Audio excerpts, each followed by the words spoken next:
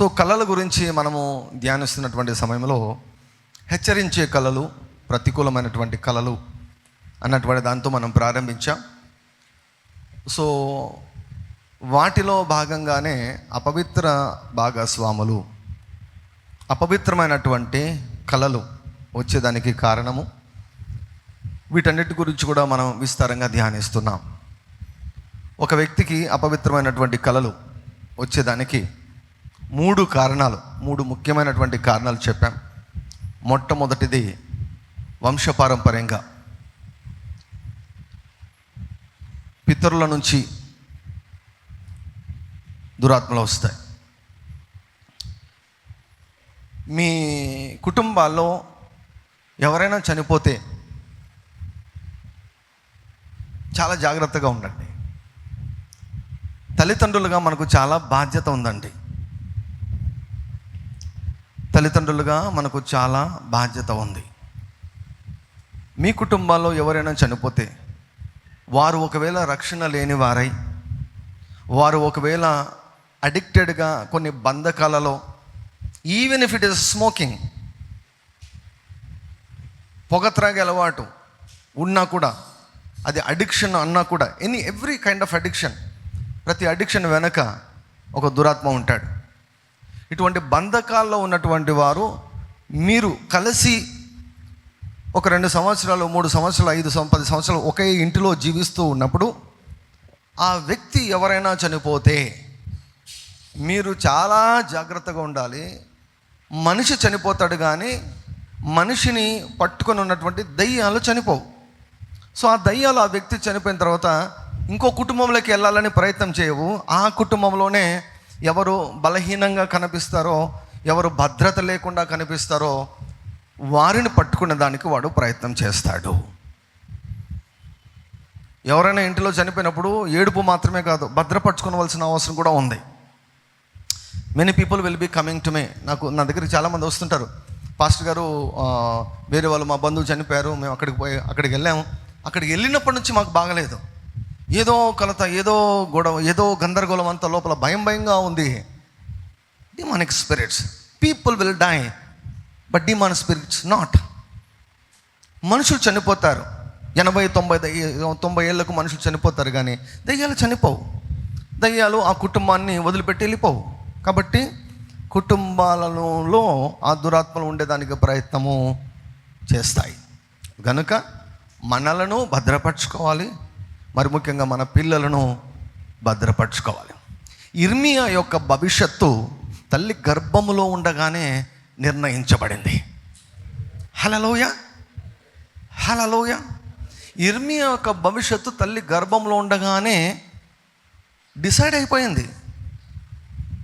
దేవుని యొక్క నిబంధనలో లేకుండా ఉంటే, దేవుని యొక్క భద్రతలో లేకుండా ఉంటే, గర్భంలోనే సాతాను కూడా పిల్లల యొక్క భవిష్యత్తును డిసైడ్ చేసేస్తాడు. అందుకే కదా కొంతమంది అవిటితనంతో పుడతారు, గ్రుడ్డితనంతో పుడతారు, అవయవాలు లేకుండా పుడతారు. తల్లి గర్భంలోనే వాడు చేసేస్తాడనమాట. లాస్ట్ వీక్ కెన్నెత్ హేగిన్ గారి గురించి చెప్పాను అనంతపురం ఫెయిత్ చర్చ్లో. మరలా వినండి. పుస్తకం రాయాలని అనుకుంటున్నాను నేను. కెన్నెత్ హేగిన్ గారి యొక్క స్వస్థత సాక్ష్యం గురించి పుస్తకం రాయాలనుకుంటున్నాను. దయచేసి ప్రార్థించండి. నేను దేనికోసం మిమ్మల్ని నేను అడగలేదు. పుస్తకాలు రాసేదానికి మాత్రం మీ ప్రార్థన నాకు చాలా అవసరం ఉంది. నాకు కావడం లేదు. బుక్ రాయాలంటే చాలా చాలా చాలా ప్రజెన్స్ ఉండాలి, నడిపింపు ఉండాలి, ఇంకా వేరే ఏ పనులు ఉండకూడదు, ఏ డిస్ట్రాక్షన్స్ ఉండకూడదు, ఫ్రీగా ఉండాలి. నాకేమనిపిస్తుంది అంటే, ఓ నెల నన్ను అలా వదిలేస్తే, ఒక నెల నాకు క్లినిక్, చర్చ్, మీటింగ్లు, మార్నింగ్ సర్వీసింగ్ ఇవేవి లేకుండా ఒక నెల రోజులు నన్ను వదిలిపెట్టేస్తే ఇన్ని పుస్తకాలు తీసుకుని వస్తా, కొత్త పుస్తకాలు అనిపిస్తుంది నాకు. So I want you to pray. మీరు ప్రార్థిస్తే కొంచెమైనా రోజు కొంచెం చేసినా కూడా ఏమండి, కొన్నాళ్ళకు పుస్తకాలన్నీ కూడా రెడీ అవుతాయి. ఫాస్టింగ్ బుక్ దాదాపుగా రెడీ అయిపోయింది. మీరు కొంచెం ప్రార్థన చేస్తే త్వరగా దాన్ని విడుదల చేస్తాం. సో కెన్నెత్ హేగిన్ గారి యొక్క సాక్ష్యం ఎవరు తయారు చేయలేదు, నేను తయారు చేద్దాం అనుకుంటున్నాను. దేవుడు నాకు బాధ్యతనిచ్చాడు. ఎంతైనా మన ఆత్మీయ తండ్రి కదండి. హల్లెలూయా. కెన్నెత్ హేగిన్ గారి గురించి మనకంటే ఎక్కువ ఎవరికి తెలుసు అండి? మనకంటే ఎక్కువ ఎవరికి తెలుసు? ఈమెన్ చాలా రీమా వాళ్ళకు కూడా తెలియదు మనకు తెలిసిన అన్ని విషయాలు. రీమా వాళ్ళు కూడా చాలామందికి తెలియదు అనమాట. మనం విన్న మెసేజ్లు అంతా ఎవరు కూడా వినలేదు. దేవునామనకు మహిమ కలుగును గాక. సో ప్రార్థించండి, పుస్తకాలు రాయాలి, ప్రార్థన చేయండి, దేవుడు గొప్ప సహాయం చేయులాగున. హల్లెలూయా. We need to protect our children. భద్రత లేని వాళ్ళ మీదికి, బలహీనుల మీదికి అపవాది వస్తాడు. బలహీనులు అంటే ఎస్పెషలీ చిన్నప్పుడు, ప్లస్ ఒకవేళ యవన స్థితికి వచ్చినా కూడా మానసికంగా ఎవరైతే వీక్గా ఉంటారో, మానసికంగా వీక్ అంటే ఏంటి? చిన్న చిన్నదానికి అలగడం, చిన్న దానికి మూడ్ ఆఫ్ కావడం, చిన్న దానికి ఎవరు చిన్న మాట అన్నా కూడా వారం రోజులు బాధపడడం, 2 సంవత్సరాలైనా మర్చిపోకుండా ఉండడం. Mentally week persons.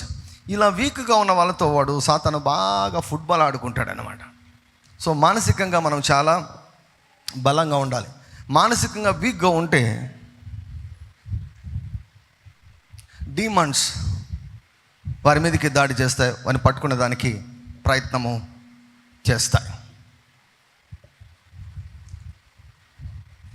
కొన్ని విషయాలు టైం వచ్చినప్పుడు నేను చెబుతాను. Demons run in families. So మొదటి కారణం, అపవిత్రమైనటువంటి భాగస్వాములు ఒక వ్యక్తి జీవితంలోనికి వచ్చి ఆ వ్యక్తి జీవితాన్ని నాశనం చేసేదానికి ఒక ముఖ్యమైనటువంటి కారణం, అపవిత్రమైనటువంటి భాగస్వాములు వచ్చేదానికి ముఖ్యమైన కారణం తల్లిదండ్రుల నుంచి, పితరుల నుంచి. అందుకే పాత నిబంధనలో ప్రజలు వారి పాపములను, వారి యొక్క పితరుల పాపాలను కూడా ఒప్పుకున్నారు. వారి పాపములను, వారి తల్లుల పాపమును ఒప్పుకున్నారు. రిపెంట్ అయితే, దేవుని యొక్క సన్నిధిలో క్షమించమని అడిగితేనే మనం ఫ్రీ అవుతాం. లేకపోతే అపవాదికి ద్వారం తెరవబడి ఉంటుంది. అందుకే యెహోవా నామము బలమైన దుర్గము, నీతిమంతుడు అందులోనికి పరిగెత్తి సురక్షితముగా ఉండును. ఆయన నామాన్ని ఆశ్రయిస్తే మీరు భద్రపరచబడతారు. దిస్ ఇస్ నంబర్ 1 వే. ఇది ఒక ప్రాముఖ్యమైనటువంటి మార్గం. రెండవది, అసలు నీవు అమాయకుడివి, నీవు అమాయకురాలివి, అంతే, నీకేం సంబంధం లేదు దీంతో. కానీ నీవంటే సరిపోని పడనటువంటి వారు, నీవు ఇలా కావాలని మాట్లాడేవారు ఉంటారు. దీనినే మనం ఏమంటామంటే విచ్ క్రాఫ్ట్ అంటాం, చేతబడి అంటాం. అంటే నిన్ను నాశనం చేసేదానికి వేరే వాళ్ళు మంత్రాలు చేస్తారు. మంత్రాలు అంటే ఏంటి? నోరే, మాటే మంత్రం.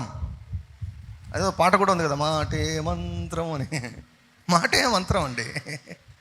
అవును, వాళ్ళకి తెలిసినంత తెలివి కూడా మన వాళ్ళకి తెలియదు, మన బోధకులకు. సినిమా వాళ్ళకి తెలుసు బాగా, మాటే మంత్రం అంట. వారు మీ గురించి మాటలాడటము ద్వారా మీ జీవితంలో ఇటువంటి పాపాలు జరుగుతాయి, దయ్యాలు ఎంటర్ అయిపోతాయి. ఎప్పుడు? అది కూడా మిమ్మల్ని మీరు భద్రపరచుకోనప్పుడు. నేను రక్షించబడ్డాను, ఇక నాకు ఏమి కాదు అని మీరు అనుకుంటే చాలా పొరపాటు. యేసు ప్రభువుని అంగీకరించినప్పుడు యాక్చువల్గా నిజంగా చెప్పాలంటే సాతాను అంతవరకు నీ గురించి పెద్దగా పట్టించుకోడు. కానీ యేసు ప్రభువుని అంగీకరించావంటే మనకి టార్గెట్ అయిపోతావు, వానికి హిట్ లిస్ట్లోకి నువ్వు చేరిపోతావు అన్నమాట. నమ్మినా నమ్మకపోయినా, అంగీకరించకపోయినా you will become one of the member in his hit list. So కాబట్టి నిన్ను నీవు భద్రపరచుకోవాలి.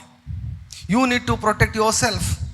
అందుకే ప్రతిరోజు ఉదయం బలిపీఠం దగ్గరికి రమ్మని చెబుతాను, రాత్రి బలిపీఠం దగ్గరికి రమ్మని చెబుతాను. ఉదయము రాత్రి బలిపీఠం దగ్గరికి వచ్చే వారి విషయంలో దేవుడు తన విశ్వాస్యతను చూపించుకుంటాడండి. ఆయన ఎంతైనా నమ్మదగినటువంటి వాడని చూపించుకుంటాడు. హల్లెలూయా. ఆయనను ఆశ్రయించు వాడిని ఆయన వదిలిపెట్టే దేవుడు కాదు. Glory to God. Hallelujah. So ఎవరో మాటలాడినటువంటి మాటల వలన నీవు పాపంలో పడిపోతావు. మీకు తెలుసా కొంతమంది ఎలా శపిస్తారో, మంత్రాలు ఎలా శపిస్తారో తెలుసా? పలాని పేరు చెప్పి వీడు వ్యభిచారంలో పడిపోవును గాక, ఈ ఈ ఈ పిల్లని, ఈ అమ్మాయిని 10 మంది చెరిపి వేయుదురుగాక, వీరికి అక్రమ సంబంధాలు పెట్టుకుందరుగాక, వీరు జారత్వము చేయుదురుగాక, వీరు పాపంలో కూరుకొని పోదురుగాక. Do you know such words they use? నీకేం తెలియదు, నువ్వు మామూలుగా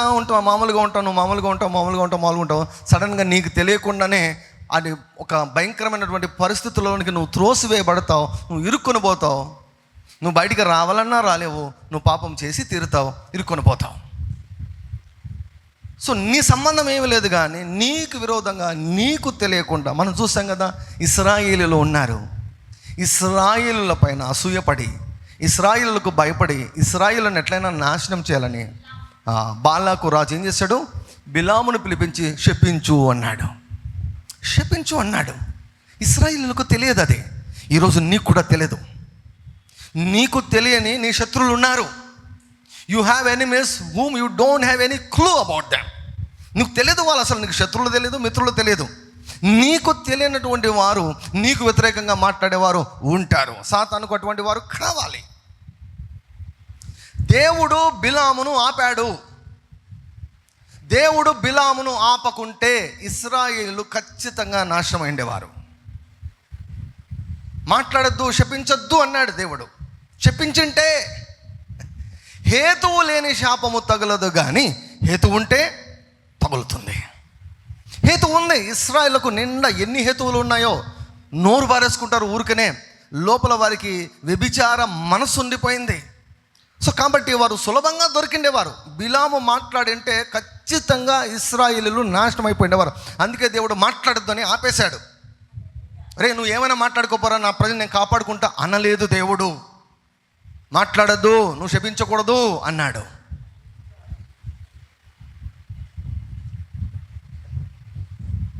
హల్లెలూయా, హల్లెలూయా.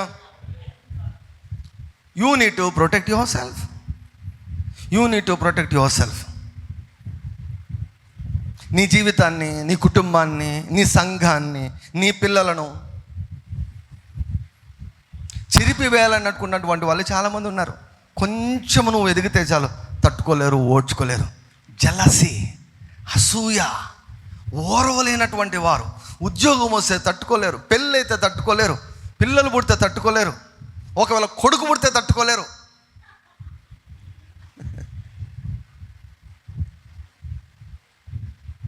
సో వాళ్ళ విషపు చూపు నుంచి మిమ్మును, మీ పిల్లలను మీరు భద్రపరచుకోవాలి. మీరు ఎగిరి వాళ్ళు చూడు ఏడు సస్తున్నారు, సరే నిన్ను నువ్వు కాపాడుకోవాలి.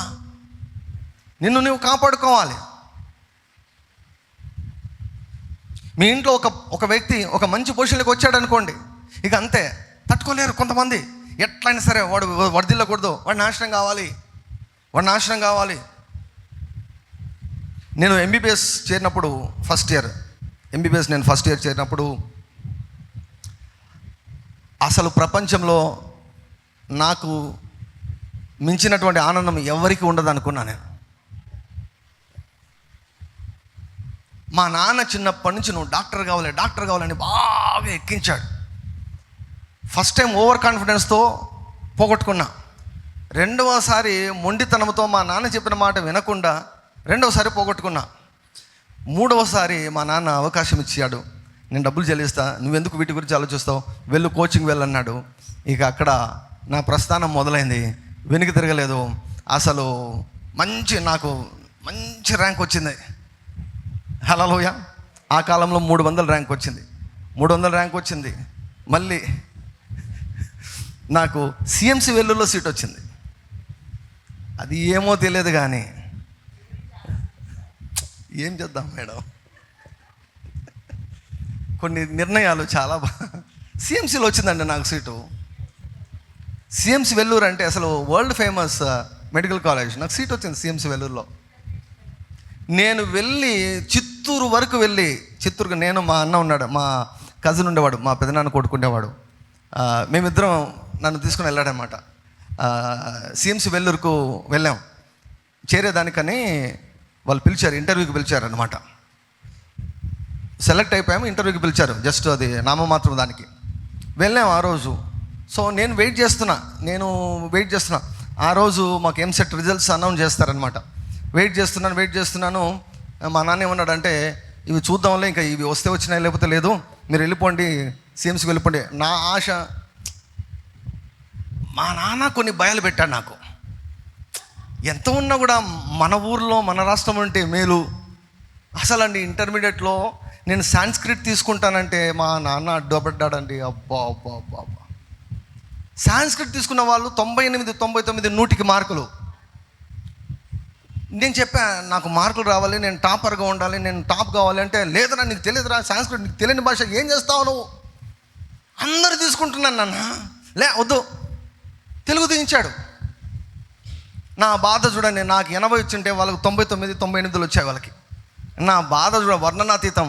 నేను తెలుగులో కూడా ఇంప్రూవ్మెంట్ రాసి మార్కులు పెంచుకొని తెలుగు పెట్టుకొని సాంస్క్రిట్ వాళ్ళని ఓడించి కాలేజ్ ఫస్ట్ అయ్యాను నేను. నాకు చాలా పట్టుదల. నేను ఎప్పుడు కూడా నేను ఎప్పుడు టాపర్గానే ఉండాలని నేను కోరుకుంటాను. I was topper. ఏదో రకమైన భయం పెట్టాడు. ఇక్కడ నీకు మంచి ర్యాంక్ వచ్చిందనుకో, అది వద్దులే అన్నాడు. అది అంతా తమిళం కదా, అట్లా ఇట్లని మనను 2 మాటలు అలా వేసేసాడు అనమాట. నాకు కూడా ఇక్కడ మంచి ర్యాంక్ వస్తే ఇక్కడ చేరిపోదామని అనుకున్నాను. చిత్తూరు వరకు వెళ్ళామండి. చిత్తూరు వరకు వెళ్తూనే రిజల్ట్స్ వచ్చాయి. అప్పుడే పేపర్ కొనుక్కున్నాం. కానీ మా జనరేషన్ మాత్రం అద్భుతమైనటువంటి జనరేషన్ అండి. అన్నీ చూసాం. ఇప్పుడు చూడండి ఎంత అసలు ట్యాబ్లు అంట, టెక్నాలజీ అంట. అప్పుడు నేను భద్రాచలంలో ఇంటర్మీడియట్లో ఉన్నప్పుడు మా నాన్నతో నేను మాట్లాడాలంటే ఈరోజు ఉత్తరం రాస్తే వారానికి చేరేది. మా నాన్న అప్పుడు ప్రతి వారం ఉత్తరం రాసేవాడు. మా నాన్న ఉత్తరం రాసే నాకు వారానికి వచ్చేది. అంటే మా ఇద్దరికి కమ్యూనికేషన్కు 14 రోజులు పట్టేది అనమాట ఆ కాలంలో. ఇప్పుడు వీడియో కాల్లో. కానీ మా జనరేషన్ మాత్రం బ్లెస్డ్ జనరేషన్ అండి. హల్లెలూయా. ఈ 70లో 60లో 70లో పుట్టినటువంటి వాళ్ళు మాత్రం చాలా ఒక రకమైనటువంటి అదృష్టవంతులు అన్నమాట. అన్ని రకాల మార్పులు, చాలా మార్పులను ఈ జనరేషన్ చూసినంతగా ఏ జనరేషన్ చూడలేదు. సో పేపర్లో చూసిన వెంటనే నాకు 332 ర్యాంక్ వచ్చింది.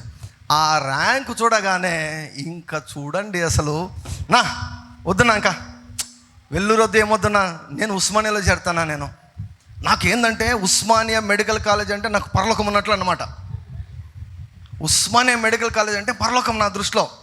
అలా వైట్ కోట్ ఇలా షోల్డర్ మీద వేసుకొని అలా రోడ్డు మీద నడుస్తుంటే అసలు అది దట్ వాజ్ మై డ్రీమ్. అసలు మెడికల్ కాలేజీని చూస్తే పరలోకం చూసినట్టు చూసేవాడిని. నేను ఇంకా ఉస్మానియా చేరేస్తానా, నేను ఉస్మానియా చేరేదే ఇంకా అని చెప్పేసి, ఇంకొద్దు వెల్లురొద్దు, ఏమొద్దు, బ్యాక్ అని బాగా రాత్రి బిర్యానీ తిని వెనక్కి వచ్చినాం. కడపకు వస్తానే మా నాన్న తిట్టడం మొదలుపెట్టాడు. చిత్తూరు వరకు పోయినారు. ఎంత దగ్గర కదా, అక్కడ 4 అడుగులు వేసి ఇంటర్వ్యూకు అటెండ్ అయ్యి వస్తే నీ సొమ్మెం పోతుంది రా అని మా నాన్న తిట్టినాడు. ఇక నాకు ఆ తిట్లు గిట్లు ఏమి ఎక్కలే, ఫుల్ హ్యాపీలో ఉన్నా నేను. ఏమన్నా అనుకోని ఉస్మానియాలో చేరాలంటే నాకు ఆశ. ఉస్మానియాలో చేరాలంటే మా నాయన పట్టుబట్టి బలవంతంగా కర్నూలులో చేర్పించినాడు.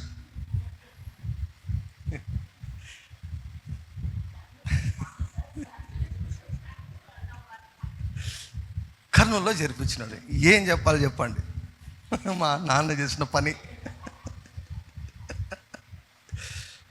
అసలు ఉస్మానియాలో చేరింటే నా కథనే వేరే ఒడ్డు. ఏమైనా కూడా నో ప్రాబ్లం. ఫస్ట్ ఇయర్ నేను కర్నూలులో చేస్తున్నప్పుడు జస్ట్ కొంచెం అలా చెప్పి నేను వదిలేస్తాను, మళ్ళీ ముందుకెళ్తాను. డీమానిక్ స్పిరిట్స్, దయ్యాలు, మా నాన్న వెనక పనిచేసే దయ్యాలు నా దగ్గరకు వచ్చి నా పక్కన నిలబడి నా మీద దాడి చేశాయి. నాకు తెలియదు అప్పుడు. I was ignorant. ఇవన్నీ తెలియదు నాకు. ఆ దాడి కాస్త ఏమైపోయిందంటే, దగ్గర ఒక 6 నెలలు చాలా హ్యాపీగా ఉన్నానండి. మెడికల్ కాలేజ్లో మొదటి సంవత్సరము 6 నెలలు ఇక నా అంత సంతోషంగా ఎవరికి ఉండదన్నమాట. భలే హ్యాపీగా ఉన్నాను. సడన్గా డిమానిక్ స్పిరిట్స్ రకరకాల దురాత్మలు వచ్చి నా మీద దాడి చేశాయి. నాకు తర్వాత అర్థమైంది, మా ఇంటిలో నేను మొట్టమొదటి డాక్టర్ అన్నమాట. మా వంశంలోనే నేను మొట్టమొదటి డాక్టర్. చాలామంది అసూయపడ్డారు. వీడికి డాక్టర్ అయిపోయాడు, వీడు కనీసం సరే అయిపోయాడు, వీడిని ఆపలేకపోయాం, ఇప్పుడైనా నాశనం చేద్దామని వారు మంత్రప్రయోగాలు చేయడం, వారు చేతపలు చేయడం. Different spirits attack me. I was not a believer. నాకు భద్రత లేదు. మా తల్లిదండ్రులకు ఎట్లా భద్రపరచాలో తెలియదు పిల్లలను. నాకు భద్రత లేదు. నేను రక్షించబడలేదు. చర్చికి వెళ్ళేవాడిని కాదు. ఆదివారము నా యొక్క దినచర్య ఎలా ఉంటుందంటే, ఆదివారం సండే హాలిడే కదండి, నో చర్చ్. బాగా మాకు మధ్యాహ్నం చికెన్ పెట్టేవాళ్ళు, 1/4 kg పెట్టేవాళ్ళు అనమాట ఒక్కొక్కరికి. అప్పుడే బాగా తినేది. మధ్యాహ్నం మ్యాట్ని, మళ్ళీ రాత్రి ఫుల్ చికెన్ తినేది, మళ్ళీ ఫస్ట్ షో. మధ్యాహ్నం మ్యాట్ని, మళ్ళీ నైట్ ఫస్ట్ షో. నాకు ఎట్లా పిచ్చి ఉండేదో తెలుసా సినిమాలంటే. ఒకసారి ఇంటర్మీడియట్ చదువుతా, భద్రాచలంలో ఇంటర్మీడియట్ చదివేటప్పుడు, భద్రాచలంకు మాకు ఒక 20 కిలోమీటర్ల దూరం ఉండేది అనమాట. పొద్దున వెళ్ళి మార్నింగ్ వెళ్ళి ఒకటే సినిమా, మార్నింగ్ షో, మళ్ళా మ్యాట్ని, ఫస్ట్ షో, 3 షోలు చూసేసి మళ్ళీ బస్ ఎక్కి నేను కాలేజీకి వచ్చిన రోజులు ఉన్నాయన్నమాట. That was my enjoyment. అలా ఫుల్ హాయిగా ఆహ్లాదంగా ఎంజాయ్గా జరిగేటప్పుడు దయ్యాలు ఎంటర్ అయిపోయాయి. నాకు తెలియదు కదా. ఒక 3 నెలల్లో నా యొక్క జీవితాన్ని మొత్తం అల్లకల్లోలం చేసేసాయండి. ఇవన్నీ ఇంకా తట్టుకోలేక ఫైనల్గా బలవంతంగా అయిష్టంగా దేవుని కాళ్ళ దగ్గరికి రావాల్సి వచ్చింది. అక్కడ ఒక మేడం గారు ఉండేవాళ్ళు. అప్పుడు అనాటమీ చెప్పేవాళ్ళు. అసలు ఆమె ఒక నక్సలైట్ విశ్వాసం అండి ఆమె. ఎవరైనా క్రిస్టియను ఇంకా రక్షించబడలేదంటే అస్సలు వాళ్ళని ఎట్లా చేస్తుందంటే, అసలు నన్ను పిలిచి నాతో మాట్లాడుతూ, డానియల్ నువ్వు సినిమాలు ఇటువంటివి ఏం చూడవు కదా అనింది. ఎక్కడ కొట్టకూడదు అక్కడే కొట్టారు కదా మేడం మీరు అని ఊ అనలం. ఆమె అసలు ప్రొఫెసర్, మాకు భయం, ప్రొఫెసర్లు అంటే చాలా భయం. చూడవు కదా అని ఒక విధంగా సర్కాస్టిక్గా మాట్లాడుతా, చూస్తాడు దేవుడు నేను ఎట్లా పట్టుకుంటాడో చూస్తాడు, నేను ప్రార్థన చేస్తాను. ఇది ఆ మా తల్లి చేసిన ప్రార్థనే. మా నాయన చేయలే, మా అమ్మ చేయలే, మా బంధువులు చేయలే. నేను రక్షించబడాలని చేసిన ఒకే ఒక ముఖ్యమైన వ్యక్తి ఎవరంటే జాహ్నవి మేడం గారని, ఆమె మా ప్రొఫెసర్ అన్నమాట. ఆ మేడం గారు నా కేసు తీసుకొని మొరపెట్టింది. ఇంకెంతే సంగతులు ఉండి పట్టబడినా నేను. ఆమె దగ్గరికి వెళ్ళాల్సి వచ్చింది. ఒకరోజు రాత్రి వెళ్ళాను, బాగా గుర్తుంది నాకు. రాత్రి 8 అవుతుంది, తినలేదు, డిన్నర్కి వెళ్ళలేదు, ఏం లేదు. ఇంటికి వెళ్ళాను. ఏం డానియల్ ఏం వచ్చావన్నది. మేడం నాకు బాగాలేదు మేడం అన్నా. ఏం బాగాలేదంటే, నాకు ఏమైపోతుంది మేడం, నాకంతా భారంగా ఉంది మేడం, చాలా భారంగా ఉంది, నాకు చాలా బాధగా ఉంది. మాటల్లో నేను నా సఫరింగ్ నేను చెప్పలేకుండా పోతున్నాను మేడం, నాకేం అర్థం కావడం లేదంటే మేడం చెప్పినారంటే ఒక్కటే అన్నారు, అది ఏం లేదు డానియల్, నీ పాప భారము అన్నది. ఏంది పాపమో ఏంది భారము, నీ పాప భారము డానియల్ అన్నారు. మేడం అది ఏ భారమైనా కానీ అని మేడం, మీరు ఎట్లా చెప్తే నేను అట్లా వింటాను. నాకు ఇది వద్దు. నేను ఎన్ని కళలు కానీ నేను డాక్టర్ అయ్యాను. నేను ఎన్ని కళలు కానీ, ఎంత కష్టపడి ఎంత ప్రయాసపడి డాక్టర్ అయినా మొదటి 6 నెలలు ఎంత ఉత్సాహంగా ఉల్లాసంగా సంతోషంగా నేను జీవించాను. ఇదేంది మేడం, ఈ దయ్యాలని ఇట్లా పట్టుకున్నాయి, నన్ను దరిద్రత ఇట్లా పట్టుకుంది, అసలు నాకు బ్రతకాలనే లేదు మేడం, అసలు చాలా భయంకరంగా ఉంది నా పరిస్థితి అని నేను అన్నప్పుడు మోకరించు ప్రేయర్ చేయన్నది. ప్రేయర్ చేయంటే వచ్చిరాని మాటలతో, యేసు ప్రభువా నేను పాపినయ్యా, నా పాపాలు క్షమించు ప్రభువా, నా హృదయంలోనికి రండి ప్రభువా, నా హృదయంలోకి రండి అయ్యా అని చిన్న ప్రార్థన చేయించింది. బైబిల్ ఇచ్చి ఇది చదువు అని ద్వితీయోపదేశకాండము 28వ అధ్యాయము 1 నుంచి 14 వచనాలు చదువు.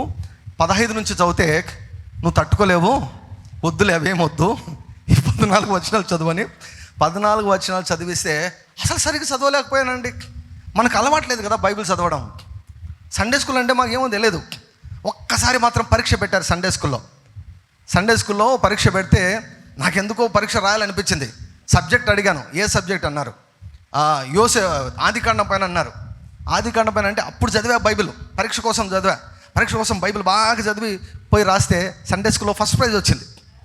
వీడు సండే స్కూల్కే రాడు, పరీక్షకు వచ్చేసి ప్రైజ్ తీసుకున్నారని అక్కడ అసూయపడేవారు అనమాట. బైబిల్ అసలు గ్రాంధికం కదా. క్యాజువల్గా మనం ఫస్ట్ టైం ఎవరైనా బైబిల్ చదవంటే చదవచ్చిన వాళ్ళు కూడా సరిగ్గా చదవలేరు. అట్లా చదివాను. ఇంకేమీ వరి లేదులే, ఇంకేం భయపడద్దు, బాధపడదు, నువ్వు వెళ్ళిపో, రక్షించబడ్డావు అని చెప్పారు. సో నాకు ఏమనిపించలేదండి, జీరో, ఏమనిపించలేదు. సరే ఏదో మేడం చెప్పారు, ఒప్పుకున్నాం, ప్రార్థన చేసామని హాస్టల్కి వచ్చాను, పడుకున్నాను. పొద్దున్న మార్నింగ్ లేస్తూనే ఇక్కడ కాదు, నా మనసులో కాదు కానీ నా ఆత్మలో ఒక తెలియని ఆనందం. నా ఫ్రెండ్స్ దగ్గరికి పోయినాను. నేను చాలా హ్యాపీగా ఉన్నాను. నేను ఏమైందో నాకు తెలియదు, ఏమి జరిగిందో నాకు తెలియదు, నేను హ్యాపీగా ఉన్నాను, నా ఆత్మలో నేను హ్యాపీగా ఉన్నాను అని మరి చెప్పడం జరిగింది. సో నా పాయింట్ అంతా ఏమిటంటే, హ్యాపీగా జరుగుతున్న నా జీవితంలో దురాత్మలు వచ్చి నా మీద దాడి చేశాయి. కానీ దేవునికి స్తోత్రం, దేవుడు కీడును మేలుకరంగా దేవుడు మలుస్తాడు. హల్లెలూయా. ఎట్టి పరిస్థితిలో ఉన్నా, ఎవరు ఒకవేళ పొరపాటు నిర్ణయాలు తీసుకున్నా, మనమే పొరపాటు నిర్ణయాలు తీసుకున్నా, ఒకవేళ మనం ఏ రకంగా నష్టపోయినా కూడా దేవునిని ఆశ్రయించినప్పుడు ఆయన ప్రతి విధమైన కీడును మేలుకరంగా ఆయన మలచగలడు. హల్లెలూయా. సో నా పాయింట్ ఏంటంటే, demons runs in families. So parents, పిల్లలు కలిగినటువంటి తల్లిదండ్రులారా, ఫస్ట్ మీరు ఫ్రీగా ఉండాలి. ఫస్ట్ మీరు స్వేచ్ఛను, స్వాతంత్రాన్ని మీరు అనుభవిస్తూ ఉండాలి. ఏ దయ్యముల యొక్క ప్రభావము మీ పైన ఉండకూడదు. అలా ఉన్నప్పుడు మీరు మీ పిల్లలకు భద్రతగా ఉంటారు.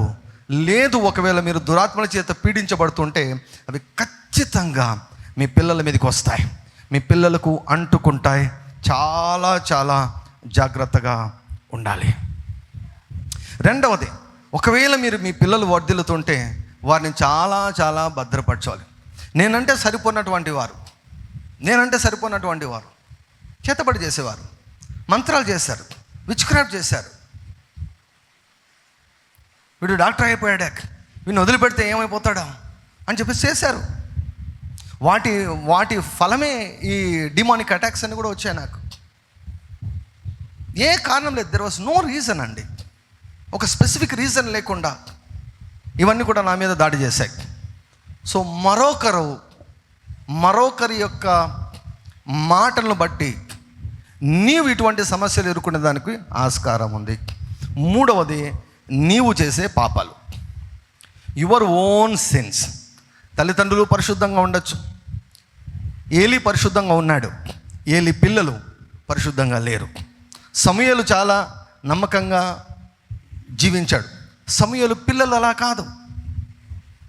కొన్ని విషయాల్లో దావీదు చాలా నమ్మకంగా ఉన్నాడు. సొలొమోను భార్యల కొరకు విగ్రహారాధన చేశాడు, దేవునికి అసలు నచ్చలేదు. తల్లిదండ్రులు బాగా ఉండొచ్చు, ఎవరు కూడా మీకు వ్యతిరేకంగా మాట్లాడకుండా, మంత్రప్రయోగాలు చేయకుండా ఉండవచ్చు. కానీ మీరు, శరీరం ఉంది కదా ప్రతి ఒక్కరికి, వీ హ్యావ్ బాడీ, శరీరం ఉంది కదా, శరీరానికి ఇచ్చలు ఉంటాయి, కోరికలు ఉంటాయి. రాంగ్ వేలో, ఒక తప్పుడు మార్గంలో నీ శరీరాన్ని, నీ కోరికలను తీర్చుకోవాలని ప్రయత్నం చేసినప్పుడు అది నీకు తాత్కాలికంగా సంతోషాన్ని ఇస్తుందేమో, కానీ ఆత్మీయ మండలంలో అపవాది నీ జీవితంలోనికి వచ్చేదానికి ఒక పెద్ద ద్వారము తెరిచిన వ్యక్తివి అవుతావు. అలా నీ సొంత పాపముల ద్వారా కూడా నీవు ద్వారము తెరిచేదానికి ఆస్కారం ఉంది. సో మొదటి దానికి మనం ఏం చేయాలి? మొదటి దానికి కారణం అంటే మన తండ్రుల పాపమును మనము దేవుని యొక్క సన్నిధిలో ఒప్పుకోవాలి.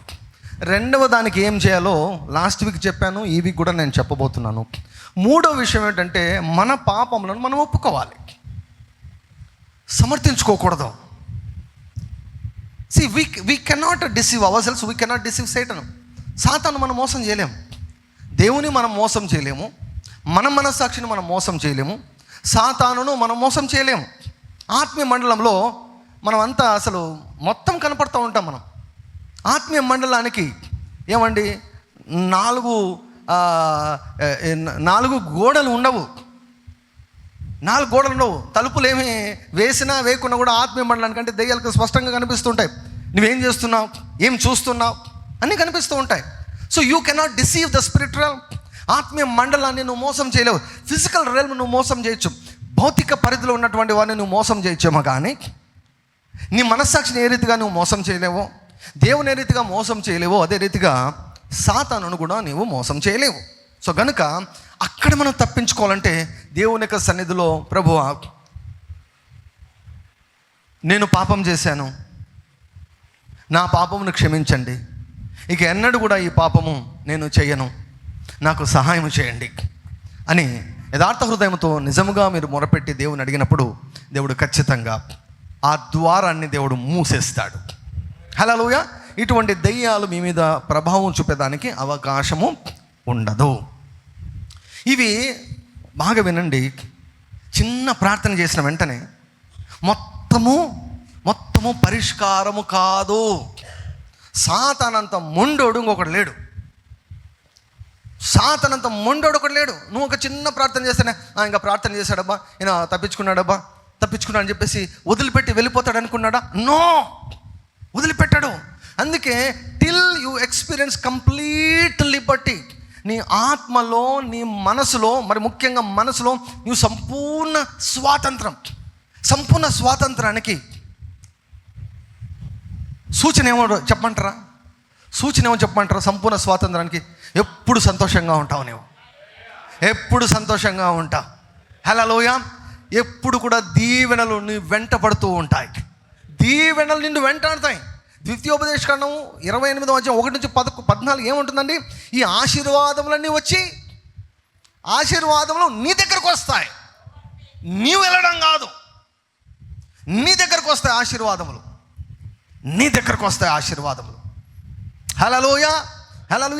అంటే ఈ దెయ్యాల ప్రభావం అంతటి నుంచి నీ మనసు ఫ్రీ కావాలి. నీ మనసులో ఉన్నటువంటి ఆలోచనలు ఫ్రీ కావాలి. నీ మనసు ఫ్రీ అయ్యేంత వరకు నువ్వు చాలా స్ట్రగుల్ అవుతుంటావు జీవితంలో. ఒక చిన్న స్వస్థత పొందుకోవాలన్నా చాలా కష్టం, చిన్న ఆశీర్వాదం పొందుకోవాలన్నా చాలా కష్టం, చాలా కష్టపడుతుంటావు. ఎందుకంటే still there is opposition in your soul. నీ మనసులో ఇంకా ఆటంకాలు ఉన్నాయి. అవన్నీ కూడా తెంచుకోవని రావాలండి. ఇలాంటి బోధ వింటున్నప్పుడు ఏమవుతుందో తెలుసా? ఒక్కొక్క దారం తెగిపోతుంటాయి బంధకాలు. ఒక్కొక్క ఇటుక నేను తీసివేస్తూ ఉంటాను. మీ మనసు ఒక టైం వచ్చినప్పుడు మీ మనసు ఫ్రీ అయిపోతుంది. హల్లెలూయా. మార్నింగ్ నాకు జాషువా ఫోన్ చేశాడు. ఏది దేవుడు అద్భుతం చేసినా కూడా వెంటనే నాకు కాల్ చేసి, నేను సంతోషిస్తానని తెలుసు, కాల్ చేసి నాకు చెప్తాడనమాట. మొన్న చెప్పాడు, నెట్ కొంచెం ప్రాబ్లం అవుతుంటే ఒకరు 10,000 పంపించేసి మీరు నెట్ వేయించుకోండి అని చెప్పారు. నిన్నటి దినం ఒకరు యుఎస్ బ్రాండ్ వాచ్ 15,000 వాచ్ మీరు వేసుకొని వాచ్ కట్టుకోండి అని గిఫ్ట్ ఇచ్చారు. అసలు చెబుతుంటే నాకు అనిపించిందంటే ఆశీర్వాదాలన్నీ వీళ్ళని వెంటాడుతున్నాయన్నమాట. ఈ జాషువాను ఆశీర్వాదాలన్నీ వెంటాడుతున్నాయి. నీవు ఆశీర్వాదం కోసం పోవడం కాదు, నీవు దేవునితో కలిసి నడుస్తుంటే ఆశీర్వాదాలు నిన్ను వెంటాడాలన్నమాట. ఆశీర్వాదాలు నీ వెంటబడాలి. హల్లెలూయా, గ్లోరీ టు గాడ్. అందుకే ఆయన వాక్యమందు నిలిచి ఉండాలి. ఆయన బోధ యందు మనము నిలిచున్నప్పుడు మనము సత్యాన్ని గ్రహిస్తాము. అప్పుడు సత్యము మనల్ని స్వతంత్రులుగా చేస్తుంది. గ్లోరీ టు గాడ్ కదా. ఎంబీబీఎస్ సీట్ వస్తేనే అయిపోదండి. ఇల్లు అలకగానే. మీకు విషయం తెలుసా? కడపలోనే నాతో పాటు జాయిన్ అయ్యాడు. కడపలోనే క్వార్టర్స్ అని ఉందన్నమాట, పోస్టల్ క్వార్టర్స్ అనుకుంటా, సియోనుపురంలో. అక్కడ నుంచి ఉన్నవాడు ఒక ఎస్టీ అనమాట, అబ్బాయి ఎస్టీ. వాళ్ళ ఇంట్లో ఆ అబ్బాయి కూడా ఫస్ట్ డాక్టర్. అసలు ఫుల్ హ్యాపీ. మనోడు మంచి డాన్సర్, కరాటే బ్లాక్ బెల్ట్, ఇంకా ఫుల్ క్రేజీ గై అనమాట. మా మెడికల్ కాలేజ్లో క్రేజీ గై అనమాట. ఎంబీబీఎస్ సీట్ వస్తూనే సరిపోదు, ఏమండి ఒక ఉద్యోగం వస్తూనే సరిపోదు. ఏమైపోయింది తెలుసా? సడన్లీ ఏమైందో తెలియదు, ఏది ముట్టుకున్నా ఫెయిల్యూరే. సబ్జెక్టులన్నీ ఫెయిల్ అయిపోయాడు. చదువురా బాబు అని ఎంతమంది చెప్పినా కూడా వినకుండా మధ్యలో మానేసి వెళ్ళిపోయాడు. బికారిగా జీవిస్తూ ఉన్నాడు. కష్టపడి ర్యాంక్ కొట్టి డాక్టర్గా అయి కుటుంబం అంతా, బంధువులంతా అబ్బాబ్బాని సంతోషించి అన్నీ ఉన్నాయి, మధ్యలో ఆపేశాడు. కొంతమంది సూసైడ్ చేసుకున్నటువంటి వారు మా కళ్ళ ఎదుటే, మా క్లాస్మేట్స్లో 3 చనిపోయారు సూసైడ్ చేసుకొని. దేవుడు కనికరించుకుంటే నేను కూడా పోయిండేవాడిని. ఆ దయ్యాల దాడికి తట్టుకోలేక ఒకరోజు పైకెక్కాను, నేను మా హాస్టల్లో పైకెక్కాను. అసలు అంటే నా సమస్య ఏందో చెప్పుకోలేకపోయానండి. నాకు ఇప్పుడు తలనొప్పి అంటే తలనొప్పి అని చెప్తాం, గుండె నొప్పి అంటే గుండె నొప్పి అని చెప్తాం, కీళ్ళ నొప్పులు అంటే కీళ్ళ నొప్పులు అని చెప్తాం, మానసికంగా బాధ అంటే చాలా బాధగా ఉంది అని చెప్తాం. వివరించలేని సమస్య. ఈ దయ్యాలు, ఈ చేతబడి శక్తులు చుట్టుకున్నప్పుడు అసలు నువ్వు చెప్పలేవు. అసలు you cannot explain what you are suffering, you are going through. అది తట్టుకోలేక ఇంకా నాకు భవిష్యత్తే లేదా అని పోయి మీద ఎక్కాను. మళ్ళీ భయపడ్డాను, దూకితే మళ్ళీ కాళ్ళు ఇరిగితే ఏమో అని. చచ్చిపోకుండా కాళ్ళు ఇరిగితే ఎందుకైనా మంచిది లేని మళ్ళీ కిందికి వచ్చేసాను. దేవుడు తన ప్రణాళిక చొప్పున దేవుడు నన్ను తప్పించాడు. హల్లెలూయా. దయ్యాలు పీడిస్తే చచ్చిపోవాలని అనిపిస్తుందండి. So you need to be very very careful. Spiritual protection మనకు అవసరం. ఏదో ఒక ఉద్యోగం వచ్చింది, ఇంకేం పర్లేదు, ఏదో ఒక మంచి పోస్ట్ వచ్చింది, ఏం పర్లేదు, కాదు అమ్మో. యూ నీడ్ డివైన్ ప్రొటెక్షన్, దైవిక పరమైన భద్రత. లేకపోతే నువ్వు కలెక్టర్ అయినా కూడా చాలా కష్టం. పొజిషన్లు ఇవన్నీ ఏవి కూడా నిన్ను భద్రపరచలేవు. దేవుడు మాత్రమే నిన్ను భద్రపరచగలడు. సో మన పాపములను మనము ఒప్పుకున్నప్పుడు మనకు భద్రత దొరుకుతుంది. హల్లెలూయా, గ్లోరీ టు గాడ్. అయితే రెండవ అంశం గురించి మనం మాట్లాడుతున్నాం. అంటే మనకు తెలియకుండా ఎవరైనా మన పైన మంత్రప్రయోగం చేస్తుంటే మనం ఏం చేయాలి? మనం ఏం చేయలేదనుకోండి, మనం వాటిని బారిన పడతాం మనము.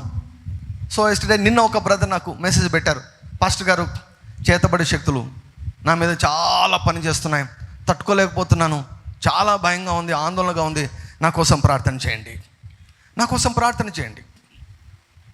గుండు పిండిలు తీసుకొని పొడిస్తే ఎలా ఉంటుంది అలా ఉంటుంది అన్నమాట. ఎవరు కనిపించారు మీకు? గొంతు పిసికితే ఎలా ఉంటుంది అలా ఉంటుంది అంతే. పడుకున్నప్పుడు మిందకెక్కి దూకి అసలు ఊపిరాడకుండా చేస్తే ఎలా ఉంటుంది అలా దురాత్మలు దాడి చేస్తూ ఉంటాయి. So what to do with such people? లోకంలో ఉన్న మనుషులంతా మంచి వాళ్ళేం కాదు. మంచి వాళ్ళేమీ కాదు. అబ్రహాము శారా ఒకసారి వారి ప్రయాణంలో అలా వెళ్తూ ఉంటే అబీమెలెకు అన్నటువంటి రాజు శారాను చూశాడు. శారాను చూస్తూనే అబీమెలెకు రాజునకు శారా బాగా అందంగా కనిపించింది కనుక రాజుకు శారా నచ్చింది కనుక శారాను తన యొక్క రాజనగరికి తీసుకొని రమ్మని ఆజ్ఞ జారీ చేశాడు. ఖచ్చితంగా రాజు భటులు వచ్చేసి ఆమెను రాజనగరికి తీసుకుని వెళ్ళారు. అబీమెలెకు యొక్క అధికారం క్రింద శారా ఉండిపోయింది.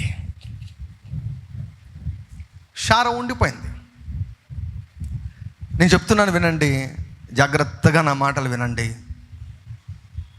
యవన పిల్లలు కలిగినటువంటి తల్లిదండ్రులు, ఆడపిల్లలు కలిగినటువంటి తల్లిదండ్రులు, మిమ్మల్ని భయపెట్టేదానికి నేను చెప్పడం లేదు, కానీ మీకు ముందుగానే జాగ్రత్తలు చెబుతూ ముందుగానే మీరు సాతాను కంటే అత్యంత తెలివివంతులై ముందుగానే వాడు యుద్ధము మొదలు పెట్టక మునిపే మనం యుద్ధాన్ని ముగించాలి.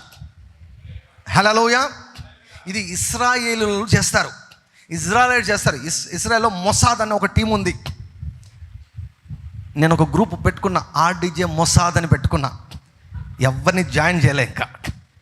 ఆర్డీజే మొసాద్ అనే వాళ్ళు ఏమిటో తెలుసా? అసలు ప్రపంచానికి అసలు అందదు. సైంటిస్టులకు కార్లు గిఫ్ట్లు ఇచ్చి, సైంటిస్టులకు, ఏ సైంటిస్టులు ప్రపంచాన్ని నాశనం చేయాలని తయారు చేసే అణుబాంబులు తయారు చేసే సైంటిస్టులకు కార్లు గిఫ్ట్గా ఇచ్చి, ఏమండి కార్లో బాంబులు పెట్టి గిఫ్ట్ ఇచ్చి కార్లను పేల్చేశారు. మొన్న రీసెంట్గా జరిగింది. కార్లను గిఫ్ట్గా ఇచ్చి వాళ్ళు అబ్బబ్బబ్బా ఏమి కారు ఎంత కాస్ట్లీ కారు, లగ్జరీ కార్స్, మా వీళ్ళు ఎప్పుడు ఇవ్వలేదని చెప్పేసి ఆ కార్లు వాళ్ళు డ్రైవ్ చేస్తుండగానే పేల్చి పడేసేసారు. అసలు ఇప్పుడు ఇరాన్కు అణుబాంబు తయారు చేసే సైంటిస్టులే లేరు, మొత్తం లేపేశారండి. అంటే వారు ఇంకా ఇజ్రాయెల్ మీదకి దాడి చేయకముందే వీళ్ళు ముందుగానే అన్ని పసిగట్టేసి ముందే లేపేస్తారనమాట. వాళ్ళు భౌతికపరమైనటువంటి ఇశ్రాయేలీలు, మనము ఆత్మ సంబంధమైనటువంటి ఇశ్రాయేలీలము. గ్లోరీ. వారికి శరీరమందు సున్నతి ఉంది, మనకు ఆత్మయందు మనకు సున్నతి ఉంది. నిజంగా చెప్పాలంటే వారికంటే మనమే పవర్ఫుల్. హల్లెలూయా. వారు భౌతికంగా యుద్ధం చేస్తున్నారు, మనము చేసే యుద్ధాలు ఆత్మీయంగా యుద్ధాలు చేస్తాం. మీకు ఒక విషయం తెలుసా? మీ పిల్లలను, మీ ఆడపిల్లలను చెరిపేయాలనే వాళ్ళు ఉన్నారు తెలుసా లోకంలో. అందరూ మంచి వాళ్ళు అనుకుంటున్నారా? అందరూ మంచి వాళ్ళు కాదు ఉండేది. మీ యొక్క కుమారులకు, యవ్వన పిల్లలకు గంజాయి అలవాటు చేసే వాళ్ళు ఉన్నారు తెలుసా? ఈవెన్ ఈ ఊర్లో కూడా ఉన్నారు. త్రాగుడు అలవాటు చేసే వాళ్ళు ఉన్నారు. మీ పిల్లలను లోబర్చుకోవాలని ఆలోచన కలిగినటువంటి వారు ఉన్నారు. ఆడపిల్లలు కలిగినటువంటి తల్లిదండ్రులారా వినండి. మీ ఇంటి నుంచి మీ పిల్లలను బయటకు పంపిస్తారు, కానీ లోకంలో ఎటువంటి వ్యక్తులు ఉన్నారు తెలుసా? అబిమెలెకులు ఉన్నారు. ఒక అధికారంలో ఒక వ్యక్తి ఉన్నాడంటే ఇంకంతే, ఇంకా రాజు కోరుకున్నాడంటే ఎవరైనా సరే లొంగాల్సిందే. రాజు, ఒక అధికారం ఉన్నటువంటి వ్యక్తి కోరుకున్నాడంటే ఎవరైనా లొంగిపోవాల్సిందే. ఇటువంటి వారు ఉన్నారు. There are Abimelechs in the society. ఫరోలు ఉన్నారు. నీ కుమారులను, నీ కుమార్తెను లోబర్చుకొని వారికి బానిసలుగా చేసుకొని వారి చెప్పు చేతలు పెట్టుకోవాలనే ఫరోలు ఉన్నారు ఈ లోకంలో. అబిమెలెకులు ఉన్నారు. దేవుడు ఇంటర్ఫియర్ కాకుండా ఉంటే అబ్రాహాము భార్య దక్కేది కాదు. నీ భార్యను చెరపాలనుకునేవారు, నీ భర్తను చెరపాలనుకునేవారు, నీ భర్తను తమ వైపు త్రిప్పుకోవాలనుకునేవారు, నీ భార్యను చెరిపేయాలనుకునేవారు ఈ లోకంలో ఉన్నారు. ఏం చేయాలి వీళ్ళను? What should we do with such people? ఇటువంటి వ్యక్తులు ఉన్నారు. ఇటువంటి వ్యక్తులను ఏం చేయాలి? మీ పిల్లలను శపించే వ్యక్తులను ఏం చేయాలి? మీ పిల్లల ఎదుగుదలను చూసి ఓరవలేని వాళ్ళని ఏం చేయాలి? ముద్దు పెట్టుకుందామా? కౌగిలించుకుందామా? ప్రేమ చూపిద్దామా? ఇమాజిన్, మీరు ఊహించండి, ఒక ఊరుంది, సరే స్టూవర్ట్పురం అనుకుందాం. స్టూవర్ట్పురము దేనికి ఫేమస్ అంటే, ఇప్పుడు కాదులేండి, ఎవరైనా ఉంటే ఏమనుకోవద్దండి, ఎందుకంటే మన వాక్యాన్ని చూసే వాళ్ళు చాలామంది ఉన్నారు, ఆ ప్రాంతంలో చూసే వాళ్ళు కూడా చాలామంది ఉన్నారు. స్టూవర్ట్పురం దొంగలని, స్టూవర్ట్పురం పోలీస్ స్టేషన్ అని కూడా అప్పట్లో ఏదో సినిమా కూడా వచ్చిందనమాట, నేను చూడలేదు. దొంగలకు ఫేమస్. ఇంటికి ఒకరు ఉంటారంట దొంగలు. ప్రతి ఇంటిలో దొంగలు ఉండేవారంట. ప్రతి ఇంటిలో చాలా చాలా కరడు కట్టినటువంటి దొంగలు. అలా స్టూవర్ట్పురం ఉంది అనుకోండి. స్టూవర్ట్పురం నిండా దొంగలే ఉన్నారు.